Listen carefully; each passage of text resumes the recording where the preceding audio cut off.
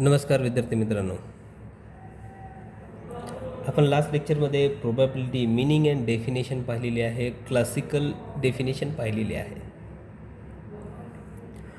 आज आपण इव्हेंट्स काय पाहणार आहोत.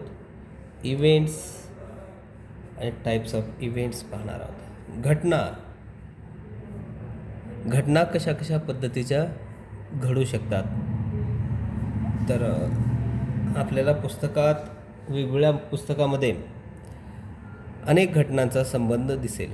मात्र आपण मुख्य ज्या घटना आहेत त्या घटना आपण इथं अभ्यासणार आहोत.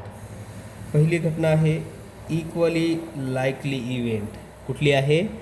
इक्वली लाईकली इव्हेंट, समसंभाव्य घटना. इक्वली म्हणजे काय आहे? समान घडणारी घटना. कोणती आहे पाहू आपण. Events are said to be. Events are said to be equally likely when. कसे? इक्वली लाईकली व्हेन कधी होते?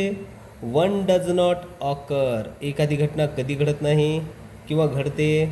वन डज नॉट ऑकर, घडत नाही. More often than the others, एकाशिवाय जास्त होऊ शकत नाही. आता मी तुम्हाला एक्झाम्पल सांगतो. Example, throw a coin in the air, then it will be tail or head. tail or head. एक तर काय पडेल? टेल पडेल किंवा हेड पडेल, हे आपल्याला माहीत आहे. बरोबर आहे. मग हवेत जेव्हा एखादी कॉईन आपण थ्रो करतो तेव्हा घटना काय घडली? एकतर टेल पडण्याची किंवा हेड पडण्याची. मग एकाशिवाय दुसरी पडली का? हो नाही. म्हणून काय लिहिलं? One does not occur one of more one of. एकाशिवाय दुसरी घटना घडू शकत नाही, एकच घडू शकते, एक तर हेड किंवा टेल. तेव्हा काय म्हणता येईल आपल्याला? Equally likely event. लक्षात आलं? दुसरा पाहू. दुसरा आहे mutually exclusive event. Mutually exclusive event. मग हे म्युच्युअली एक्सक्लुझिव्ह इव्हेंट काय आहे? तर परस्पर वर्जित घटना. आता ही परस्पर वर्जित घटना काय आहे आपण पाहू. Two event are said to be. किती? 2 इव्हेंट आहेत. To be. मग 2 events are said to be mutually exclusive. कसे आहेत? Mutually exclusive or incompatible when both can not happen. बघा इथं काय आहे महत्त्वाचा शब्द मी अंडरलाईन करून ठेवला आहे की बोथ कॅन नॉट हॅपन. दोन्हीपैकी एकही जेव्हा घडत नाही तेव्हा काय होतं? Simultaneously in a single trial. जेव्हा एखादी सिंगल ट्रायल करतो, बघा लक्षात ठेवा, कधी करतो आपण? सिंगल ट्रायल जेव्हा करतोय तेव्हा तशा प्रकारची घटना दोन्हीपैकी एकही पडत नाही.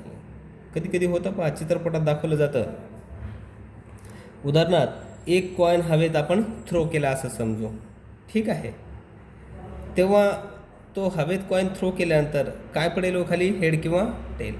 मात्र आपण हेडला ए आणि टेलला बी समजू, तेव्हा दोन्ही म्युच्युअली एक्सक्लुझिव्ह इव्हेंट आहेत असं समजू. कधी? मात्र प्रोबॅबिलिटी 0 घडली असेल. ए किंवा बी दोन्ही घडली नाही, 0 घडली. आता कसं होऊ शकतं? हेड ही पडलं नाही आणि टेल ही पडलं नाही. कधी कधी चित्रपटात दाखवतो बघा की कॉईन उभा राहिला आहे का नाही, हेड ही पडलं नाही आणि टेल ही पडलं नाही. दुसरं सोपं उदाहरण सांगतो. पॅक ऑफ 52 कार्ड्स, 52 पत्त्यांचा जो पॅक आहे त्यातून आपण एक्का काढण्याचा प्रयत्न केला, मात्र एक्का निघालाच नाही. एक्का किती असतात? 4 असतात. एक्का निघालाच नाही. मग ती एक्का निघण्याची घटना काय घडली? नाहीच घडली. मग आपण असं ठरवू आता, एक्का किंवा बादशाह निघण्याची घटना काय? 52 पत्त्यातून. आणि एक पत्ता आपण ड्रॉ केला तर तेव्हा निघालच नाही. तेव्हा काय होतं? A or B is equal to 0.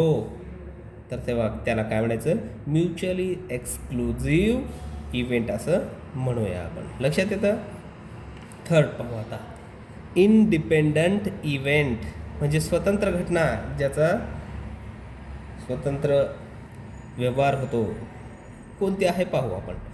2 or more event are said to be independent. कधी इंडिपेंडंट म्हणतात, when the outcome of one does not affect. जेव्हा आपण रिझल्ट पाहतो ना आउटकम, तेव्हा does not affect and does not by the other. जेव्हा एखादी घटना होते तेव्हा एकाचा परिणाम दुसऱ्यावरती कधीच होत नाही, तेव्हा त्याला आपण काय म्हणतो, इंडिपेंडंट इव्हेंट म्हणतो. आपण एक्झाम्पल पाहू. एक्झाम्पल काय आहे. Throw a coin in the air. Coin throw केला कशामध्ये, हवेमध्ये, तेव्हा काय झाला. परंतु आता 2 कॉइन करू आपण. थ्रो 2 कॉइन करू. Throw 2 coin in the air. 2 coin आपण फेकू, आपण एका पाठोपाठ फेकू आपण. तेव्हा पहिल्याचा काय पडला, आपण टॉस केल्यानंतर समजा हेड किंवा टेल पडला, ठीक आहे, काहीतरी पडला, हेड पडला. दुसरा कॉइन थ्रो केला आपण, दुसराही हेड पडला किंवा टेल पडला. मात्र दुसरी घटना घडण्याचा पहिल्याशी काही संबंध आहे का हो, नाही. कारण दुसरा जे पडायचं ते पडेल, कारण पहिला ऑलरेडी हेड पडलेला आहे की नाही. मग त्याच्यावरती दुसऱ्या घटनेचा परिणाम झाला का, नाही. तेव्हा त्या घटनेला काय म्हणायचं, इंडिपेंडंट इव्हेंट असं म्हणायचं. लक्षात येतं तुम्हाला की दुसऱ्याचा इफेक्ट होत नाही. आता लास्ट पाहू आपण. डिपेंडंट इव्हेंट, अवलंबित घटना. Dependent event are those is which occurrence, घडते, काय घडते, ऑर नॉट ऑकरन्स, किंवा घडत नाही, काय, of one event in any one trial affect the probability. काय पाहिजे आता, the probability of the event in other trials. आता पाहू आता काय होतं. आता डिपेंडंट घटना पाहू. आता एक 52